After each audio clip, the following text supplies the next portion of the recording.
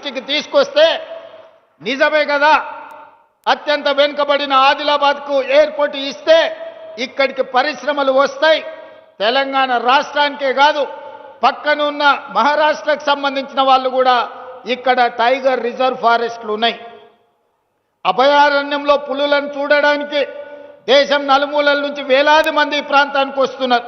వాళ్ళు రావాలంటే కష్టమవుతున్నది. మనకి ఎయిర్పోర్ట్ ఉండాలి అని ఆలోచన చేసినాం. ఈరోజు మేము భూమి ఇస్తే రక్షణ శాఖకు సంబంధించిన రాజ్నాథ్ సింగ్ గారు సహకరిస్తామన్నారు. ఏవియేషన్ మినిస్టర్ రామ్మోహన్ నాయుడు గారు అనుమతులు ఇస్తామన్నారు. ప్రధానమంత్రి నరేంద్ర మోడీ గారు నిధులు ఇస్తామన్నారు. నేను కాంగ్రెస్ అయి ఉండొచ్చు, మా ప్రభుత్వం అయి ఉండొచ్చు, కానీ అభివృద్ధిలో కేంద్ర ప్రభుత్వం యొక్క సహకారం తీసుకొని ఆదిలాబాద్కు ఎయిర్పోర్టు తేవాలి అని నిన్న ఢిల్లీకి వెళ్ళి మోడీ గారితో మాట్లాడి ఈనాడు ఆదిలాబాద్లో ఈరోజు నేను ప్రకటిస్తున్నా, సంవత్సరం తిరిగే లోపల ఆదిలాబాద్లో ఎయిర్పోర్టు పనులను ప్రారంభించి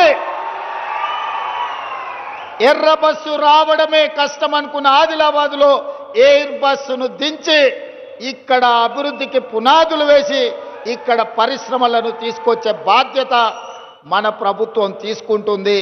ఇందిరమ్మ రాజ్యంలో ప్రజాపాలన చేస్తుంది అని నేను ఈ సందర్భంగా మీ అందరికీ తెలియజేస్తున్నా.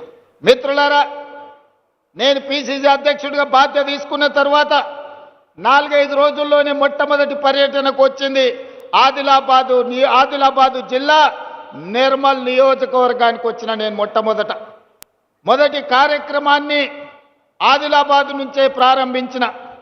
మొదటి బహిరంగ సభ దళిత గిరిజన దండోర కార్యక్రమాన్ని ఇంద్రవల్లిలో పెట్టి మిత్రులు ప్రేమ్ సాగర్ రావు గారు బాధ్యత తీసుకొని ఆనాడు పెద్ద ఎత్తున దళిత గిరిజన దండోర దళితులకు